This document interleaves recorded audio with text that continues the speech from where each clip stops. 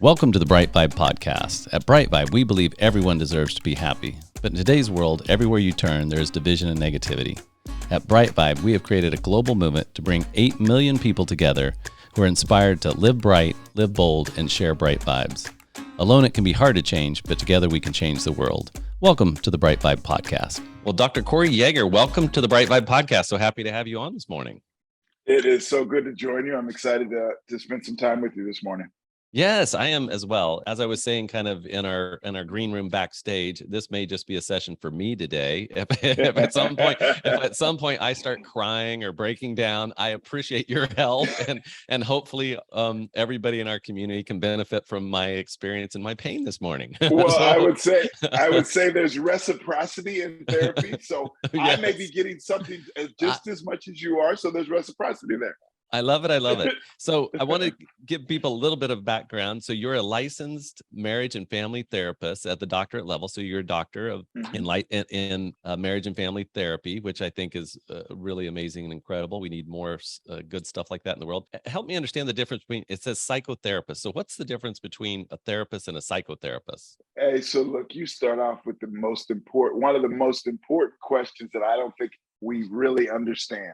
Right. So when people think about hiring someone or having someone come and help them in the psychological realm, the first thing they usually think about is, well, we'll hire a psychologist, right? That's what you always hear, psychologist. But there's a differentiation between a few of those pieces. So a psychologist is trained at the doctoral level to assess. Let me tell you what I think is wrong with you. That is my focus. I'll assess you. The psychiatrist is a medical doctor that can prescribe drugs, but focuses in the psychological realm. A psychotherapist they can do all the assessment, but what they're really focused on is the therapeutic piece, engaging, saying things like, so how are you? So what's going on? Tell me more about that. So when did that begin for you? Let's talk through that. And how's that made you? How have you felt since? So that therapeutic sense is really the driving force. So me as a psychotherapist, that therapy piece is the cornerstone to my work. Perfect. And so you do this for a profession for the Detroit Pistons as one of your as one of the organizations you serve. So that's got to have, I'm sure that's going to be unique. You probably get good seats at the games, I'm hoping. Oh, I get the best seats, dude. I'm literally right there at the bench. So the seats, I love it. That's a perk of the job, is the seats in the arena. I love it. So I will hit you up for, I don't follow the Pistons, that much, but I love basketball. So I will say that I'll if this goes well today, maybe I'll come up and see you. If it doesn't go well, then I'll see you on TV when I watch the game. Hey, so look, so you don't follow the Pistons yet. Yeah. After I love interview, you're going to be a Pistons fan. I'm going to be a raving Pistons fan. That's good.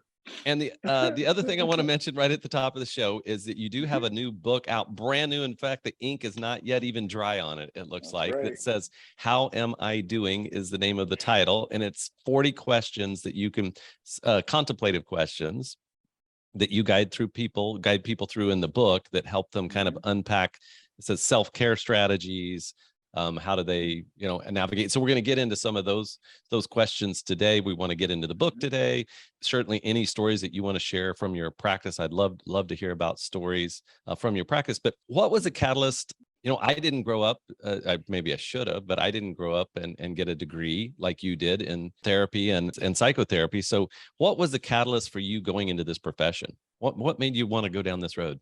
I think I've, like many therapists, like early on in my life, I was really almost practicing to be a therapist. People came to me almost naturally early on. If I think back to being middle school, high school, people began to come to me, engage. Corey, what do you think? I need to talk to you. I'm having troubles with my girlfriend. I'm having troubles with this or that. And they would talk to me. And I don't know that I had great advice, but people would come to me. So I think early on, I was already drawn into that space. I just didn't know it would be called therapy, and didn't know that you could get a master's and a PhD and all of that. So I think that's really kind of was the genesis of the journey towards being a therapist. And then once I kind of fallen in love and got my BA and fell in love with psychology as a practice, I just kind of began to find ways in which to undergird that, and psychotherapy was the best way for me. And so these people coming to you, you're just good at helping people and being conversational and listening, or usually? Yeah. I don't know that I was great, especially early on, at helping people necessarily, but I think I was good at staying in the conversation. And one of the things that I've learned about therapy, it's really, my job's not to help or change. It is to help, but not to change anyone. It really is to be curious with you. If you come to therapy with me, it's going to feel like a conversation. It's going to feel just like this feels right here. But what I'm going to do is be very curious with you. So you have to tell me more about how that worked. And I'm curious about how you handled that last time and how you may handle it next time, right? So I'm going to be curious with you. Right. It allows you to then do the work of changing whatever you seek to change in your life. So that's kind of the genesis of how it all began. Nice. Okay, beautiful. Just from some of the show research and then even visiting with you this morning, you talk about this normalizing mental health. I think that seems to be a theme throughout your work, is how do we normalize taking care of your mental health? So what do you kind of mean when you say that? Well, I think the best depiction of or description of normalizing mental wellness is looking at physical wellness and physical health, right? That we've normalized, if you have diabetes, to get help, and people are looking out for the signs of it. And not only the person that may have diabetes, but people around them are aware that there's certain signs and things that they should be looking for, and they'll support it. And they'll say, hey, so you should get into the doctor and you check your insulin, right? People will support that physical health piece. So mental wellness is not that way yet. So we want to get it closer to that physical health version of normalization. So having discussions, talking about it, making sure that people understand what mental wellness means, looks like, feels like on a day-to-day. The more we can normalize it, the less people are prone to shy away from it, because as it stands now, when people are faced with mental wellness issues themselves or people around them, people don't know what to say. I don't know what to do. Right. So if I hear it or see it or feel it around me, I just want to shy away. I don't want to talk about it because I don't know how to handle that because it's not normalized. So the more we can discuss it, engage with it, lean into it, we can start to move it in a direction similar to physical health. And even hearing you say that, just makes me think that there isn't a more apropos time to have these discussions about mental health. I think the uneasiness and the mental stress has just, it seems like it's just getting more and more. I mean, I'm 50 years old, or a little 50 plus. And in my lifetime, it seems like that just when I look out into the world, there's just more chaos, almost more just angst, I guess, or stress, or, and it seems, and I know part of it's probably social media and the media in general is, but I, growing up as a kid, I don't remember the world being so chaotic. No, I think you're right. I think that we all feel that, but I also am reminded, and it may give us a modicum of relief, but I'm reminded that each generation looks at the next generation, the generation behind them, as being more chaotic. Everyone, like my grandmother looked at my mom's generation and said, these kids are crazy and the things they're doing. And oh my God, this is so crazy. And then my mom looked at my generation, said, oh my God, they're crazy. Look at their hairstyles and the clothes they're wearing and their music is crazy.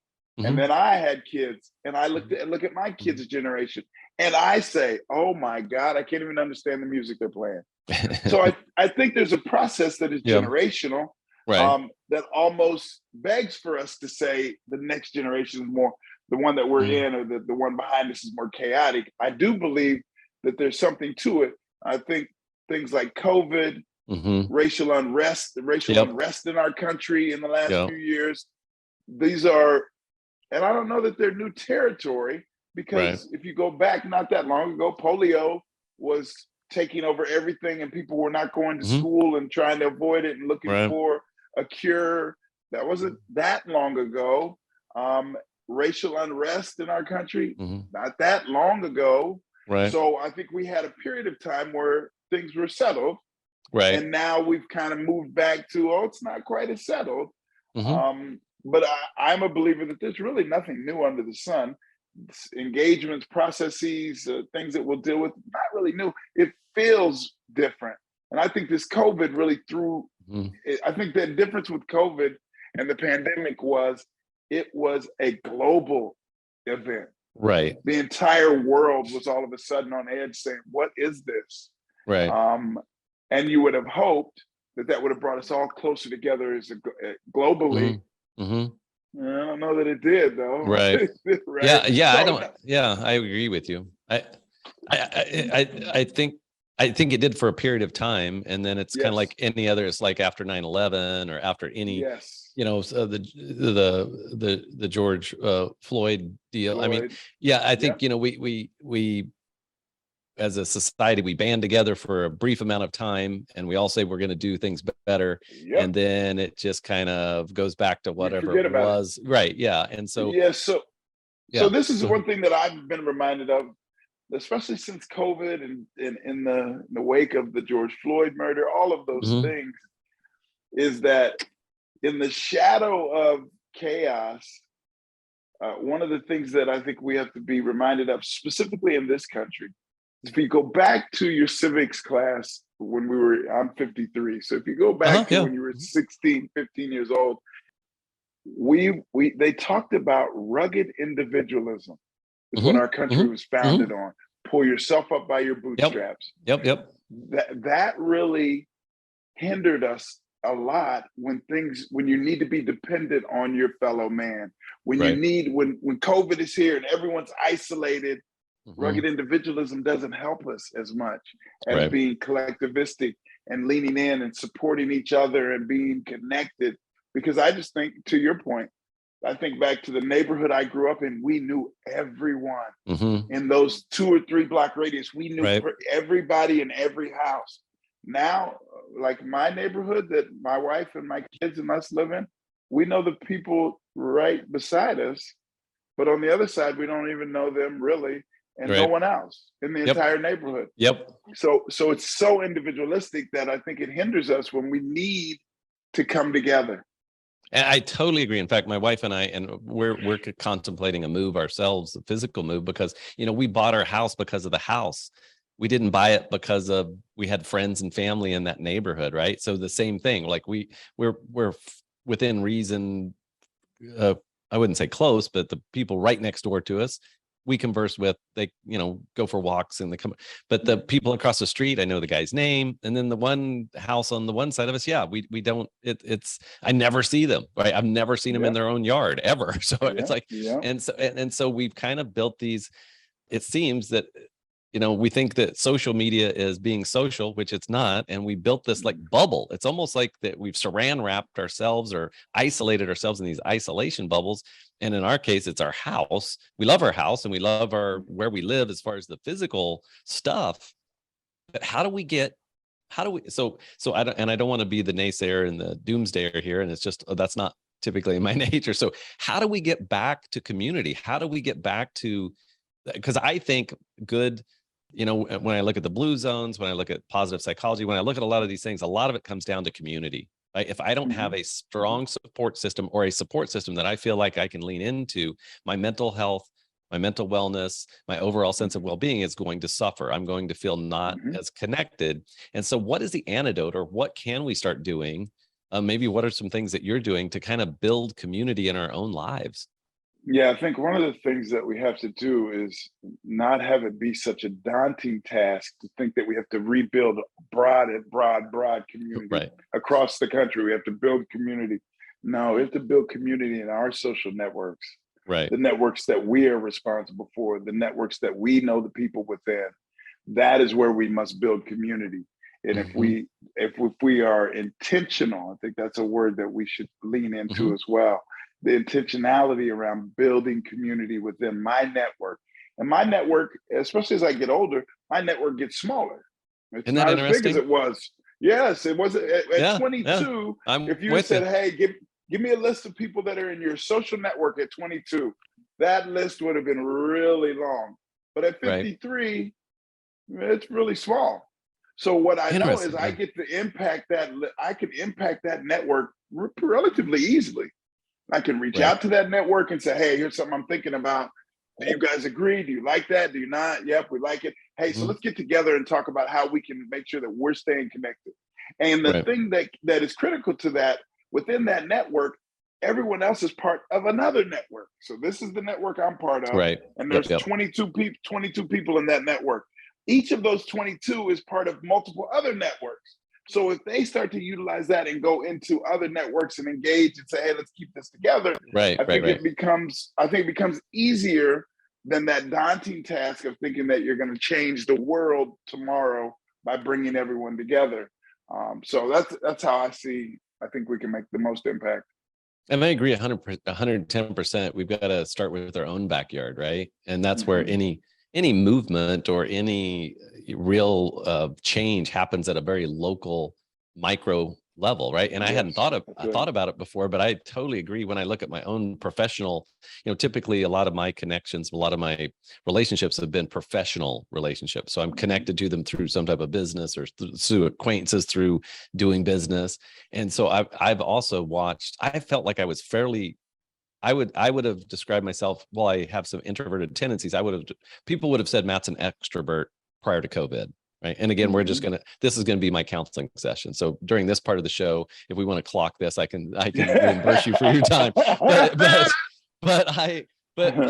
post COVID, if I had 100 or 150 acquaintances before COVID, post COVID, my acquaintances kind of fell away, and really it came down to kind of family and 2 or 3 friends that I really kind of, and that's kind of where I'm still at. So I think I'm still recovering to some degree or normalizing I'm not even used to this new way of I'm still uncomfortable just in general post COVID. And I hate to blame, COVID gets used so much, but it's a reality. It's almost like I almost feel like I was telling some friends of mine the other day, I almost feel like I have PTSD because of COVID, because of all of the stuff, all of the stress. And I'm not, and I don't want to compare myself to somebody who's been through war or somebody who's been in war torn. I'm not saying that, but my mental health is definitely less healthy. I'm less well now today, 2.5, almost 3, 2.5 years later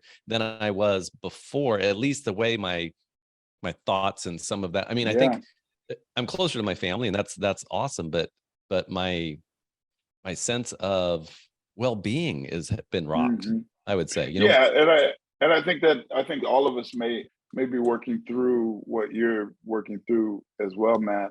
I mean, I think what something like COVID does, and again, on the heels of racial unrest. So we have to realize that many times we think of COVID and we just discuss COVID, but we had other things going on that had us shook already. Right. We were already shook. Yep, that's right. We're shook and we're saying, what the hell's going on? And then boom, here comes COVID. So if we'd have just been sturdy and things were pretty good, and then COVID came, you could almost see that as a unique situation. Oh, there's COVID, and we had to figure it out. That wasn't the case. We were wobbly. It's almost like a boxer that's fighting and he's getting hit with some punches. And before the knockout punch comes, you were already on the ropes and your legs were wobbly. So I think we are doing and have begun to do an assessment of what matters to us after COVID. What matters? Yes. That big group, that big engagement, that is kind of, to me, in my mind, I may be saying, that's actually was kind of fake to me. I didn't need all those people. I didn't need I just had them because it looked or felt that blah, blah, blah. Now I don't need that. I'm going to shrink it down and ask myself, well, what matters? Who matters to me? And that group gets much smaller. And I think that's okay, but we have to make sure that we're staying connected even in those smaller groups and being intentional about that. I think we need it. Definitely. So we do have on the BriteVibe podcast, we are doing something new, which is we have an app called BriteVibe.com or at BriteVibe.com, or just go to the app store. It's BriteVibe. And you can download the BriteVibe app and you can actually join these conversations live. So Dr. Yeagar and I are actually having a live conversation in that app. And then and the reason I'm bringing this up is people are able to join these conversations. And so if you're listening to this on the podcast and it's recorded, obviously it's already happened. But if you'd like to start joining those live conversations, please do. And the reason I'm bringing that up is Joanna, one of our contributors, is listening in this morning, and she typed a question for us. It says, I think most people have PTSD after the COVID experience, and I'd love to see Dr. Corey address that. And I think you're already kind of starting to address that, but how do people So you're already talking about getting localized, kind of leaning into your community, but something you just said there is making sure you're still interacting with your community. Because I know in myself, I am more I would definitely be an introvert today. If I had to like describe myself, I went from kind of extrovert where I'd speak in public and did talks and did all kinds of stuff. And now it's kind of like, I've got 2 kids and my wife, and I'm good just being home on the weekend. And it's almost like I wait for the weekend to feel like I'm safe or something. So when it comes to That's PTSD, sad. That's sad though. Hey, that means we're waiting for 2 days out of 7 to feel good. Right? If you think about it, because I do the same. And I think a lot of us do the same thing. There's 7 days a week. I'm searching for 2 to feel good. The other 5, I'm just making it. I'm just making it. And I'm not mad at it, but I'm just making it. And I don't smile or giggle as much. But man, if I could just get to Friday at 4, that song working for the weekend, I'm busting my butt. And now I can go to my home, close the door, and now I get to smile and be myself. That's a sad, that for all of us, that existence is tough. And there's a sadness that is associated with that. I want to smile 7 days a week. Yes. And that's what the book is about. That's what the book is really focused on is, hey, how do we take on the process of cultivating smiles from us for us? Right. I don't need Matt to smile at me to make me feel good. I think we get it twisted and we wait for others to smile at us to make us happy. No one in our world, Matt, can make us happy. They can't. My wife cannot make me happy. She can facilitate the process. She can understand what it is that I need or can support me in the ways that she knows that I like. But my happiness is dependent and incumbent only on me. I will make myself happy or unhappy. That's my job. So if I start to move in a world that says, hey, how do I make myself happy? I can't worry about if Matt will make me happy. I rock with Matt. I like him. But his job is not to make me happy, and vice versa is the case as well. So how do we move in the world in which we can do that and turn those 2 days into 7 days of I'm smiling every day. I'm giggling again today, as opposed to that 2/7 of my life. 2/7 of my life, I get the opportunity to smile. But the question was around PTSD. And I think we have to realize, especially with COVID, PTSD means post trauma. Right. COVID is not gone. It's not done. That's true. Not done. We're not in post. Right. It is present. It looks different today, but now you have to get a booster every 2 months almost. Right? All right. These variances, and now you got to get a booster for those 6 variances. You got to go get another one in 2 months because they got new variances out. So now it's become a new world for us. That it's not post. I don't think that's my argument. It's not no, post. I agree with you. It's not post. It's still here, right? People are still getting it every day, right? Yeah, it's not post. You're right. I think we're in the midst of the trauma. The trauma looks different today. And if you think about it, traumatic experiences, oftentimes when they're elongated, like COVID, they'll take on a different look. The beginning, the first moment of the trauma was, oh my God. But then if the trauma persisted, it almost becomes cultural. That's just crazy. But if you think about the African-American community, that the trauma of slavery persisted for the period of time that slavery was here. But even today, the remnants are paying dues. Right. But what we do is we don't see the remnants as trauma. We see the remnants as cultural. Like it's just part of the culture. You get a booster. Right. That's what we do is now the new culture is you get a booster every 2 months. Yeah, that is the remnants of trauma that we're now calling culture. So when African Americans are saying, well, we whoop our kids. Yeah, we weren't doing that in Africa. That's the holdover of trauma from being beaten as slaves. That's how you discipline. As slaves, you learn that through slavery. So now you hold on to that, and that's how you discipline your children. And now we'll call it culture. Oh, that's just cultural. That's what African Americans just whoop their kids. Yeah, they didn't always do that. That's not, so that's the remnant, the leftovers of trauma. And I think that we're dealing with that. We'll be dealing with that with COVID for quite some time. I think it's going to be around. Yeah. And I hadn't thought about it, that, like you just said, the difference between post and still current. So yeah, we're still, it was funny. I belong to a business group, and we meet it's actually kind of therapeutic. When I say business group, it's really just a life group. So we meet half a day once a month, and there's 6 of us, and we talk about business, but we talk about life, family, whatever. And I noticed in that group that my businesses were super struggling right off the bat, because I'm in long-term care, so take care of the elderly. So that it got hit really hard, still recovering. And I owned a fitness facility, a 34,000 square foot ultimate fitness facility that closed, right? So it was like, so I got hammered quick, but a bunch of my other friends were in the restaurant business, other businesses, and they didn't get affected as quickly.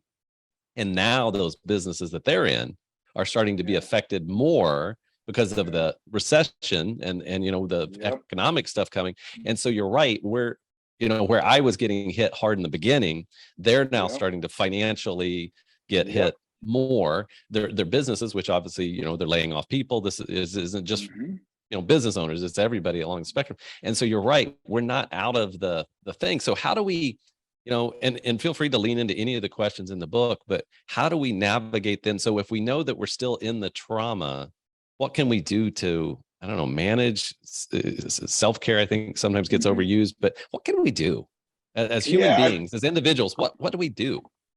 I think, Matt, having a version of stillness in the midst of the trauma may help us. So be still. Let's be still, right? My movement in the trauma is not helping. We've tried to be moving. What the hell is right? That frantic aspect actually just adds another layer. My franticness on top of the chaos. It also, it just produces so much. I think that COVID created a version of isolation with all of us that is still kind of lingering around. And let's be clear that isolation breeds anxiety. Isolation breeds depression. They both are seeking isolation. They want individuals to isolate. The more that, if depression can get a hold of you and isolate you, it breeds itself. Right. Anxiety wants you to isolate. It'll breed itself. Right. It'll get bigger and bigger and bigger. So the things that we can do, and I think we've touched on it, I think that we can engage in our networks and let our networks know, hey, I'm struggling with this. Geez, do y'all struggle? Are y'all struggling with this? Maybe it's just me, but I want to say it out loud to the people that I care about that may have insight. In the book, I talk about creating what I describe as a Supreme Court in our lives. And what I mean by that is this: 3 to 5 people that are truth tellers for us, that know us deeply. That if I have struggles, choices, things in my life that I need to make decisions about, I can turn to them and they'll tell truth to me based on knowing me, knowing my value system. So I think engaging with those people and sharing whatever struggles that we have with the people that we care about, and letting them know, I'm struggling with this. Are you struggling with this? No, you're not. So maybe I don't know. I had to figure this out. So utilizing those networks in a beneficial way, not just saying I have a network, because it's cool to say you have a network, but if you're not using it, what good does it do? Right. I think it's what I talk about in the book as well. There's a difference in knowledge and wisdom. Totally. Knowledge is getting the information. Right. Go get the information, read the book, understand it, hold it up. I got that. Wisdom is the application of that information to my benefit, to my, and those around me will gain benefit because I've applied that knowledge in such a way. So I think that's what we have to do. We have to engage with our networks. We have to share struggles with our networks. We have to get feedback from those networks and find ways in which to move forward to advance our thoughts and understanding. And even hearing you say that, it makes so much sense. And in the same breath, I'll say it sounds so scary, right? Because what sounds scary? What sounds scary, Matt? The vulnerability and I don't know if this is a gender thing or not. I know as a man, I'm going to stereotype myself now. As a man, I am supposed to have my shit together. I'm supposed to be the leader of my family. I'm supposed to be, responsible to my community. I'm supposed to have all these shoulds, right? All these labels. And so then to say what you just said, which and I do have this one group that I have the freedom in that group to say it, but basically to express my insecurities and that I have fear and I have doubt and I'm struggling. So and I'll take one step back. my dad is bipolar, right? And so I am that's why I was really looking forward to having this conversation with you today, because I know the stigma of mental illness. I know what it's like to live with a mental ill parent. I know, and luckily in our community, it was embraced, it was supported, and he wasn't ostracized as somebody crazy. He actually later ran for school board and was a school board, member. I mean, so we didn't have the stigma that we would have maybe in a different circumstance, but still dealing with mental illness was you're dealing mental wellness, or the lack of mental wellness was tough, right? And so as I grew up, I learned that weakness was, when you're too vulnerable, that's weakness, right? When you're too open, then, and so I've had to, I'm reprogramming my brain, my male reptilian brain, for me to step out and tell somebody that I'm afraid, or that I don't know, or that I don't have my stuff together, is a scary proposition. So let me ask you, so you got me writing notes down. I don't know. We ain't gonna be able to get through all the notes I got down. So I wanted to give you, I told you we were going the deep end of the pool today. I wasn't working, kidding, baby. was I? I was like, we're gonna get in. We're gonna get in. We're gonna swim, huh? Right. This is. So you learn not to be vulnerable, because vulnerable is not good, right? Right. Yep. But the fact remains is that you have struggles. Yep. You have struggles, and guess what? You are not unique in your struggle. Your struggles are not unique to you. We all have them. So what we're doing then is living a lie if we say, I'm going to hide it, not tell you that I have it, knowing that you probably have it, I probably have it. But what we're going to do is fake each other out. Let's tell ourselves a lot of lies. Yeah. And not be truthful, because you struggle. I know I struggle, but let's make sure that we lie to one another every time we see each other. Right. That's now the setup. We're going to lie to each other and say, oh man, you see my social media post? Life is perfect, dude. Right. My God, you can't believe how perfect things are. But I know deep down it's not perfect. And if you tell me that they're perfect, man, I know that you're not telling the full truth. I know that there are things that you struggle with. So what we've now is set up a dance of lies. What Jean-Paul Sartre, the existentialist, would frame as bad faith. We move with untruths. We tell ourselves lie after lie. And if I tell myself a lie enough, it becomes my truth. Right. So that's what we do. You said that your dad is bipolar, right? Yeah. Yep. I would tell you that your dad is not bipolar, that he deals with bipolarity. He's not that. That is not what he is. Right. He deals with bipolarity. It comes to visit him. It comes to visit. It comes into his life. But that is not who he is. He's a school board member. He's a father. Exactly. He's right. Yeah. But I think this is part of that normalization of mental wellness, because we don't know it deep enough. We'll say that person is depressed. He's depressed. No, that's not. He's not depressed. Depression is a visitor to him. Right. Depression comes and visits him sometimes, but it's not who he is. And I think this is that piece of understanding this. But this vulnerability actually, if we really break it down, vulnerability is about courage.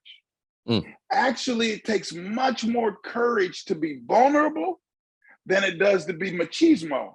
I agree 110%. Yeah, 110%. It takes much more courage. It's easy to be machismo and fake you out.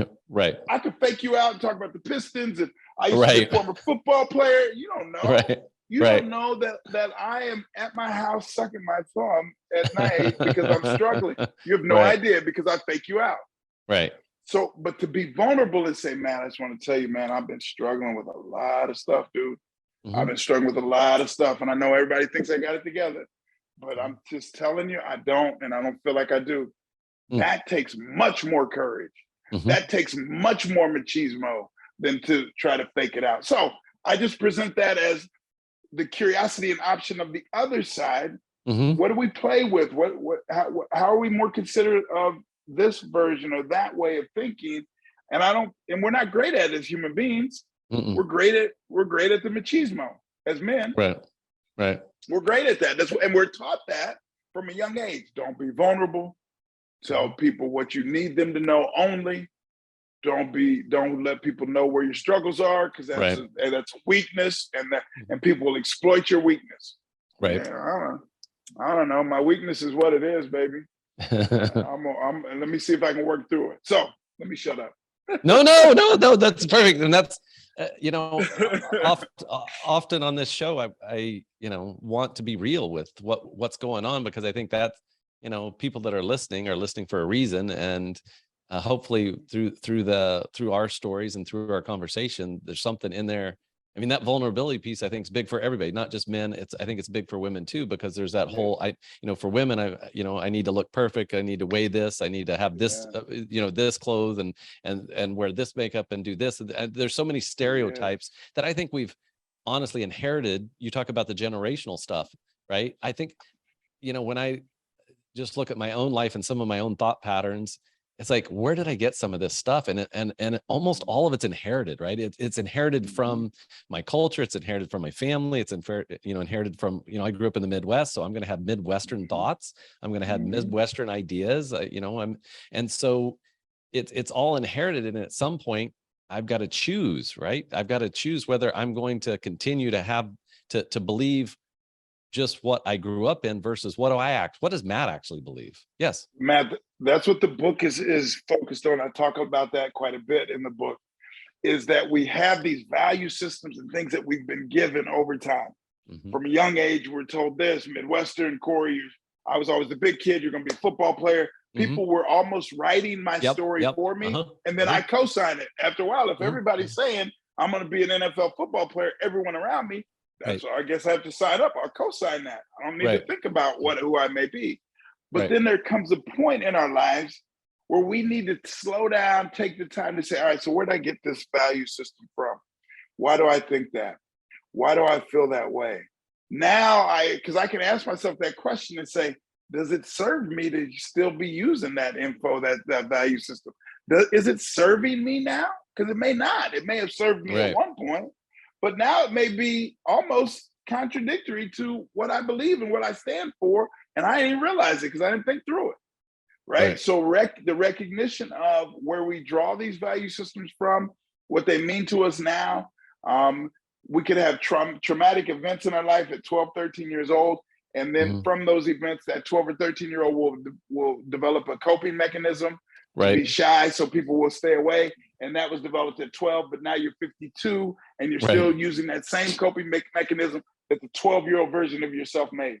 The 12-year-old created this coping mechanism, and at 40 years later, you're still using it.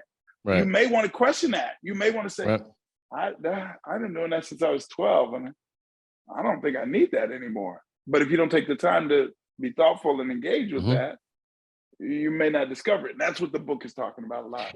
And so you use these 40 questions in the book. And so what questions, what are some examples of some of the questions that would actually help you reevaluate whether you find value in that 12-year-old's decision? So let me ask you this. I'm going to ask you the question. Oh gosh, no. Here we go, Maddie. No. Maddie, wait, I may need to come up for air. Ice. This is the question I would have. Let's see how you answer it. Who in this world, all the people that you've known across your lifetime, who knows Matt best? And I heard you ask this to you were on a podcast, I think, or a live YouTube thing. I saw you asked this. So no, I didn't cheat. I do my research. I'm a studier. I do my research.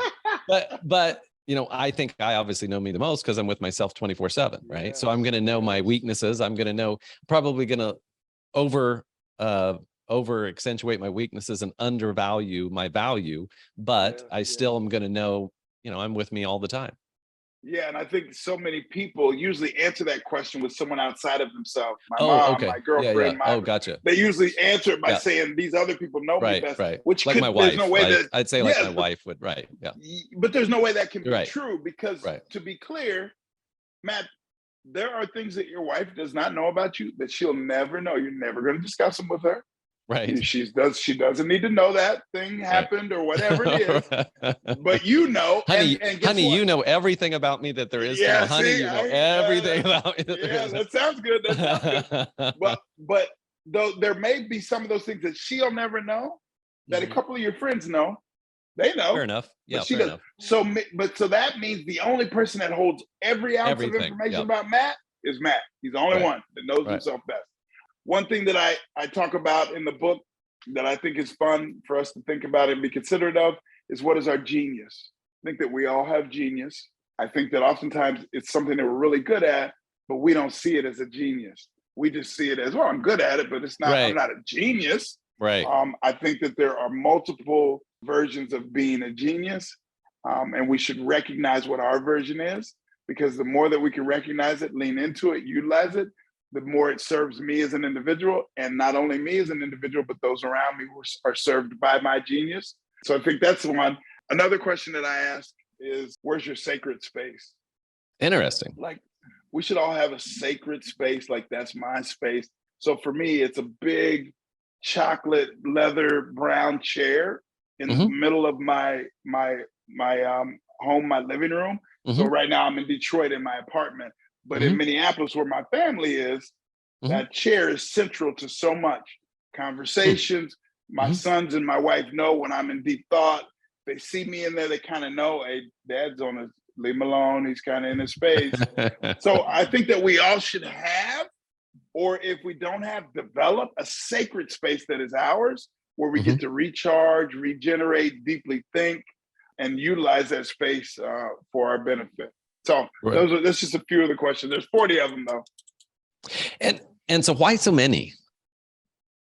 I don't think there was enough. 40 wasn't. Come on, man. I could have won. You can tell already. I got questions. I could have doubled that easily, double plus. Wow. But 40, I stopped at 40 because 40 is a number.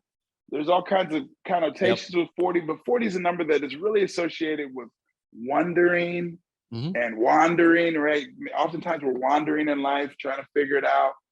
But I want us to be more wondering. Let me wonder about who I am and how I came to be who I am. Because if I do a better job of knowing who Corey is, then I show up in the world a better version of myself. So my wife gets a better husband. My kids get a better dad. My clients get a better therapist. If I can understand who I am, then that way I can utilize myself as a vessel more clearly, because I know who I am and I know my vulnerabilities, and I'm not scared to tell you about them. I'm not scared to tell you that I struggle with alcohol, and it could have screwed my marriage up. That was vulnerable for others, but that's my story. Right. My story is just my story, and if you want to take advantage of that, that's on you. But I'm going to tell you my story because it's important to me, and I'm going to share it, and maybe someone gets benefit from that. I just know from my own experience of going to, personal development workshops, doing spiritual stuff, being with people that are open and vulnerable, that I typically learn more about myself and the world when I'm in those situations where I am with people that are being real about their struggles, so that then therefore it almost makes it a safe space for me to be, even if I don't verbalize them, at least to your point, normalizes that I'm not the only one. Right. So often I think to your point, when we feel depressed, when we feel sad, when we feel anxious, we start to shut down, and we start to, kind of go within but kind of hide. And then that just breeds more of that, whatever it is that we don't want to experience. And then when we're around people like yourself, then we start to say, oh, okay, well, if it's safe for you to talk about it, then it's safe for me to talk about it. And just talking about it to some degree lets the air out of the balloon. It kind of lets the stigma of it, or the shame. I know Brene Brown talks a lot about shame, right? And it kind of, for me personally, that's always that underlying thing of, I feel shameful if I'm broken. I feel shameful if and I don't necessarily see that in that brokenness, maybe that brokenness or that sense of vulnerability is actually bringing me closer to God, or closer to another human being, or closer to my purpose. But it feels yucky. So I'm still struggling with the feeling of the yuckiness. But I think this piece of this brokenness, I think if we just take a second to be thoughtful, just be still and be thoughtful, everybody's broken. Yeah, right. Everybody's broken. There's nobody that's not broken. Everybody's broken in a different way. Right? So that connects all of us. Our brokenness can connect all of us. As opposed to me being fearful of you seeing my brokenness. Yeah, it's broke, homeboy. is my knee is broken. Right. So I should fake that my knee's not broken and try to walk on it and cause myself all this pain. So you don't know that my knee is broken, but I know it's broken and it hurts like hell. Right. So I'm not going to fake that. It is broken. And then when you see me limping, you say, oh, I can limp too, because I broke my ankle. And it's okay to let other people know that it's broken. And guess what? Brokenness can heal. Brokenness can mend. Right. But it doesn't really mend itself by just trying to fake like it's not there. It actually gets worse. Right. If you have an injury, it's broken, and you say, well, I'm just going to pretend like it's not there. Right. It gets worse and worse and worse. So I hope we lean into that better. I totally agree. I was doing this training on the drama triangle, the empowerment dynamic, with one of our guests had been on the show before, and they showed a video during the training. It showed these little eggs, and there's 3 or 4 animated little eggs, and so the egg would start to crack, and then it would patch itself. It would put like a Band-Aid over itself, or it put and it just the cracks got worse. And so it kept doing, these eggs were doing more and more. And then eventually there were so many cracks that ultimately there was just this light that kept trying to shine through. And then the shell would just fall away. And then there was just like this, I don't know if it was a chick, but just like light. Right. And so it was basically like these cracks are allowing for maybe our true higher self or our, to kind of shine through. But knowing when these eggs start to crack, when our outer shell starts to crack, it sucks, right? It feels it does. It feels painful, but it's going to expose. It's seeking to expose the beautiful side. Exactly. It's seeking to expose beauty. So we're trying to cover it up, but it's like there's beauty in here. I got to crack though to get out of here. Right? It's a cocoon. Yep. Like, I'm just going to stay in the cocoon. Well, then you're never going to get the butterfly. You're just going to have caterpillars that refuse to turn into what they potentially could be. Right. I want to be a butterfly. If I have to go through chaos, then so be it. Well, and I think you are a butterfly, and I mean that in the most positive sense, most positive sense of the word. I'm looking at a beautiful butterfly this morning. And before we leave the conversation, I know we're running kind of at the end of our conversation, but let's talk about race real quick. Let's talk about racial, because I know you spend a lot of your focus, it looks like, and what you focus on is kind of that racial piece, and how do we come together as humanity versus stay separate as individuals, if I'm kind of super high level paraphrasing.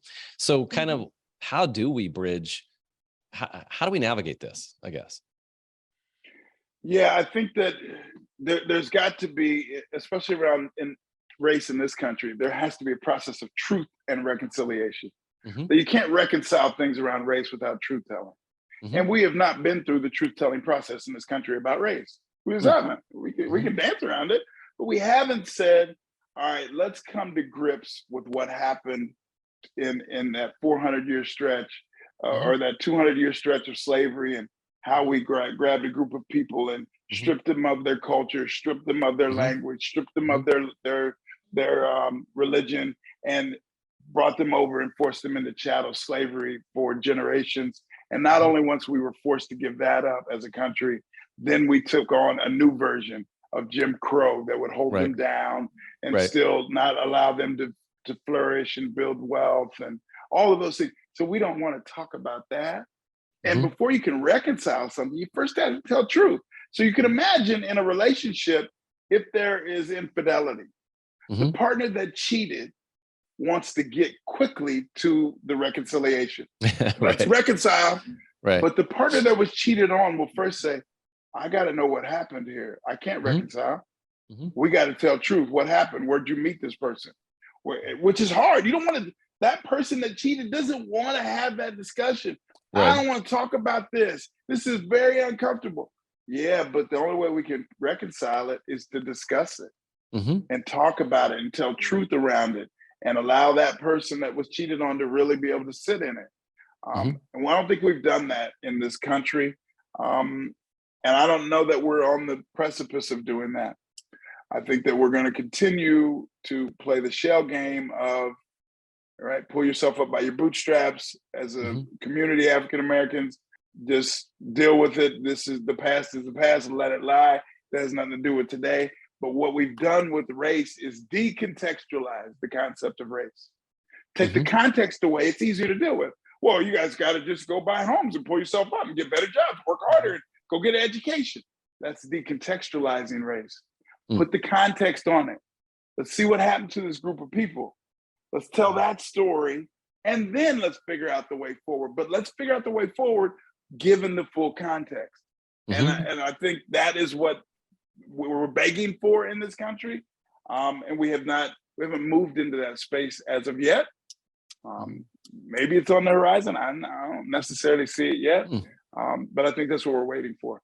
Because if you think about Nazi Germany, if you go to Germany, they'll tell you the story of Hitler and why he was full of shit, right? And why he screwed up, and why people should have stood up and done. They're going to tell it.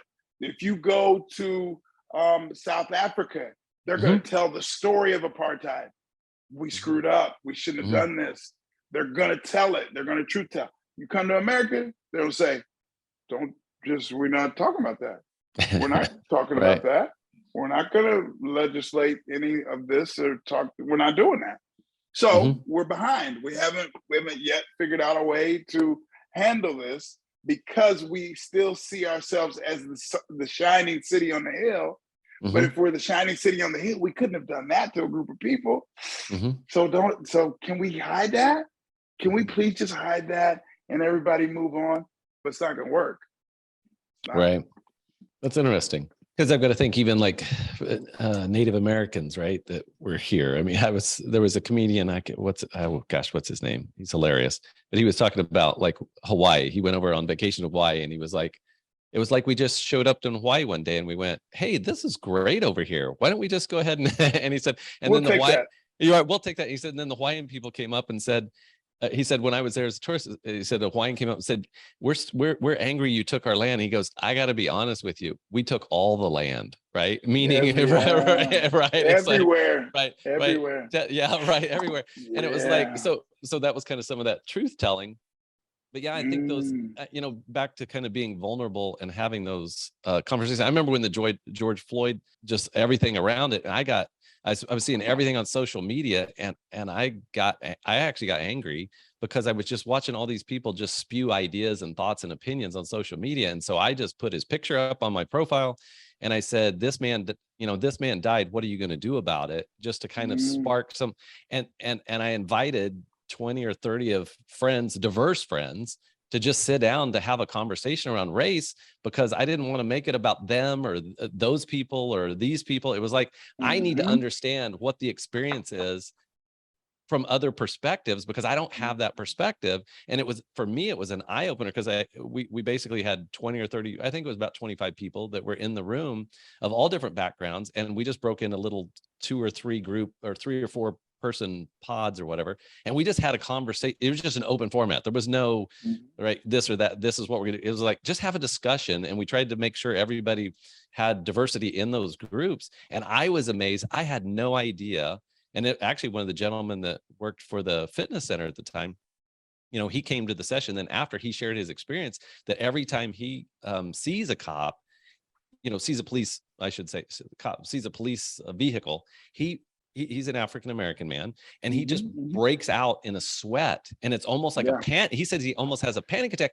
And I was like, Ryan's like, huge heart, help anybody, servant leader, very Christian, preaches sometimes. And I'm like, wow. He said, Matt, growing up, that's what we were told. We were told, our parents told us, if you don't want to die, if you get pulled over, you put your hands on the dash and you say yes or no, sir. And I'm just like, I was shocked. Honestly, I had no idea that the place I lived, people had that experience of life. So for me, it was just like, how do I open up conversations so that I have a better understanding and more understanding, compassion, empathy, because I have fear about stuff, but it's not about policemen. I get angry if they pull me over, right? I'm going to argue with the policeman about, right, we're not arguing. Right, exactly. I'm like, so one thing, I'm busy. Why did you pull me over? One thing I would say about the concept of race in the context of George Floyd is, if you think about it, our white peers, when they watched George Floyd situation and murder, they could say, this is horrible, dude. Look at this. Right. But it's a unique situation. You look at it, it's like that for folks of color, that's 400 years of history in that moment. Right. That's everything. 400 years of history come down on that moment. Right. Right. Yep. So this is contextual. See, it's again, what I'm saying is, if you decontextualize it, you can still easily say, oh, that's horrible. But it's just that one cop was an idiot and those cops around him didn't help. But next time it can be better. Folks of color don't see it that. They see 400 years of chaos in history showing up in that moment. Right. Here it is again. Here it is again. So recognizing, well, which one of those is right? Both of them are right. Because it's your experience. Right. So how do we then move forward together in a way that's beneficial? It's not easy, but it's the job. Perfect. Yeah. Well, I do truly thank you for this. I really enjoyed our conversation today, and just the openness and your leadership through this, leading me through, and hopefully leading our listeners through different ideas and different ways to think about life, and know that we're not alone. I mean, the one thing I'm taking away from today is just really knowing that I have to be more vulnerable, I have to be more open, and I have to reach out to the people that are closest to me and let them know when I'm experiencing things that I don't want to share. Right? If I don't want to share it, I probably need it. As my 3-year-old daughter says to her 7-year-old brother, sharing is caring, when she wants something he has. Right? That's right. Sharing is caring, and it's a two-way street. So how do you've got the book out? I'm assuming it's through every, most Amazon and other places. How am I doing? How am I doing is the name of the book. Your Dr. Corey Yeagar website is actually, I'm on your website. The website is drcoreyyeagar.com, COREYYEAGER. Spell doctor out. So you can find me there. You can find me on Instagram. I'm the same tag. TikTok, same tag. Google me, Amazon, Barnes and Noble. It's kind of everywhere. So I hope people get an opportunity to check it out. Well, definitely. I hope they do as well. Again, thank you for being a bright light in our world. Thank you for continuing to do the work that you do, because it matters, and probably matters more than you even know. I would imagine you're affecting. We have about 10,000 listeners that will listen to this podcast over the next 6 months, and so you're affecting and touching people that you will never know. So I certainly appreciate your time and your your authenticity, I guess, is the word that I would like to use. So yeah, thank you. Joanna is still listening in. She said, what a great conversation. Thanks for being so vulnerable. It's stunning. And so that was just feedback from one person that's listening today. So, for the thousands else that will, thank you so much. And I look forward to, hopefully we've done well today, and someday I may sit beside you on the bench and watch a basketball game. There you go. There you go. Hey, Matt, I appreciate it. This was fun. This is a fun convo. Appreciate it. Yep. And if we can be of service to you again, or if you want to come on and talk about something, any topic that you want to come back on, you're always welcome to come back on and be a part of our community and visit with us about things, because you're definitely a thought leader and an inspiration in a space that's much needed and in a time that it's much needed for. So thank you for being you. Appreciate that, man. It was good. Thank you. Well, Dr. Yeagar, you have a great day. You too. All right. Bye. Take care. Thank you for being a part of the BriteVibe podcast. For more information, go to BriteVibe.com. That's BRITE Vibe, VIBE.com. Thank you for listening.